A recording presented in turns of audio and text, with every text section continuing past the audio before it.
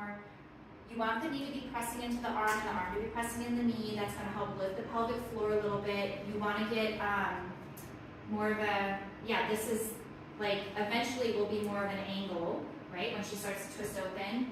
And the back leg has to be strong, which hers is. That's good. Go ahead. Could she move her foot forward a little more to have a more angled, right angle of the knee? She could, so she's not dumping into it?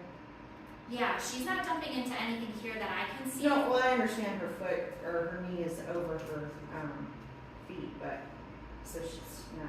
But right now it's like a better. It looked uncomfortable. How about that? It's very It uncomfortable. was uncomfortable when it wasn't squared off. Yeah. Yeah. Well, okay, so, but the knee can and actually should absolutely go beyond the knee. Right. Beyond the toe. Yeah. Not beyond the toe. Not beyond If you the toe. see that happening, you need to ask them to take a Yeah. wider stance. Yeah. Yeah. Let me see you do this one.